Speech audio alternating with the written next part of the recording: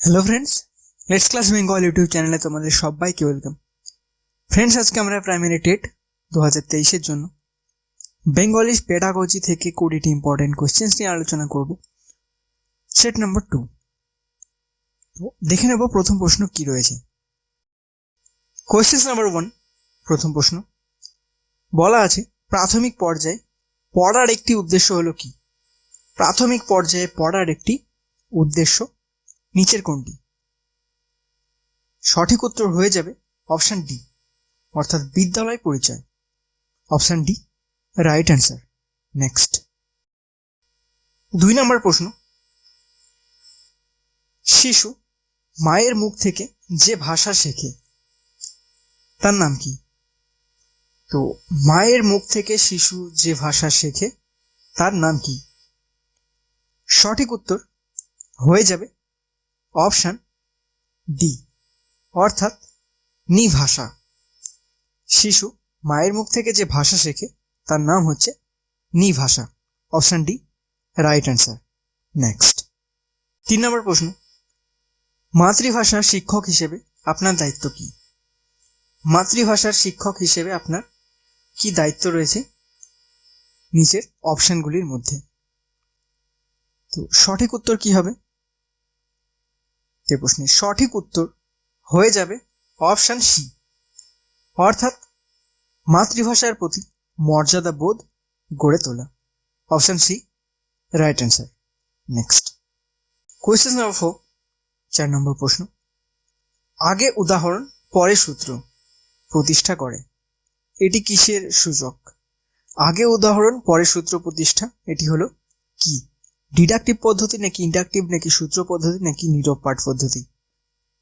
তো সঠিক উত্তর হয়ে যাবে অপশন বি, অর্থাৎ ইন্ডাকটিভ পদ্ধতি এটি। Option B right answer. Next, question number 5, 5 নম্বর প্রশ্ন, আদর্শ পাঠে কয়টি বৈশিষ্ট্য থাকে? সঠিক উত্তর হয়ে যাবে অপশন বি, অর্থাৎ 4টি বৈশিষ্ট্য থাকে। নেক্সট, কোয়েশ্চেন নাম্বার 6, 6 নম্বর প্রশ্ন, শব্দক্রম পদ্ধতিটি কি? শব্দক্রম পদ্ধতিটি হলো নিচের কোনটি? সঠিক উত্তর কি হবে? সঠিক উত্তর হয়ে যাবে অপশন এ, অর্থাৎ শিক্ষার্থীদের শব্দ শেখানো। নেক্সট, 7 নম্বর প্রশ্ন, টেলিভিশন কি ধরনের প্রদীপন? টেলিভিশন কি ধরনের প্রদীপন? সঠিক উত্তর কি হবে?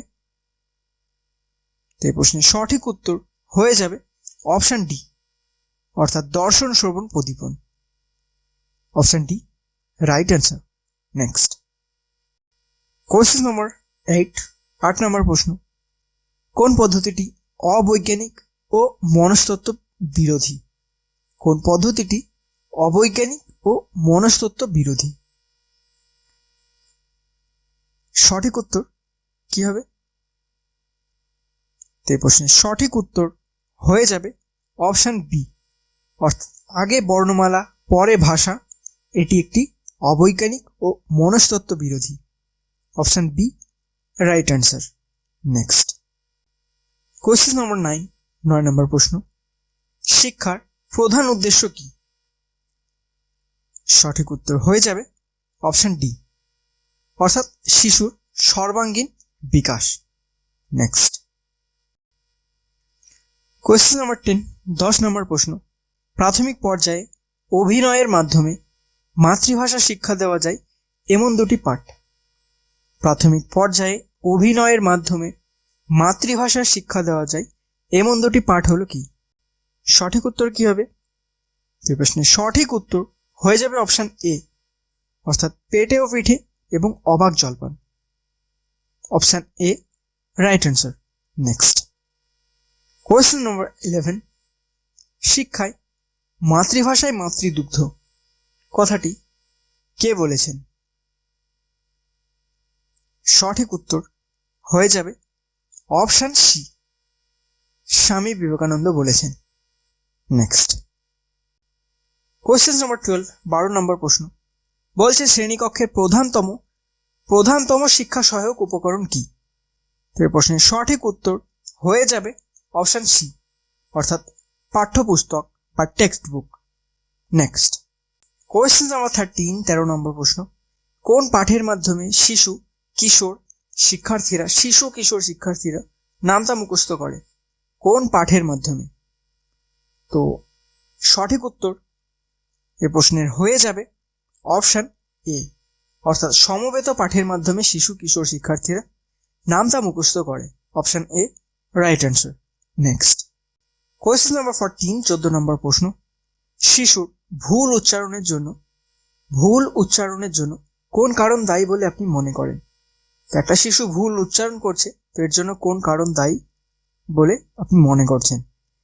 তো প্রশ্নের সঠিক উত্তর হয়ে যাবে কিন্তু উপরের সবকটি, অর্থাৎ শিক্ষকের ভুল উচ্চারণের জন্য হতে পারে, শিশুর শেখার অনীহা থেকে হতে পারে, এটা মা বাবার ভুল উচ্চারণের জন্য কিন্তু হতে পারে। তো এই প্রশ্নের সঠিক উত্তর হয়ে যাবে উপরের সবকটি, অর্থাৎ অপশন ডি।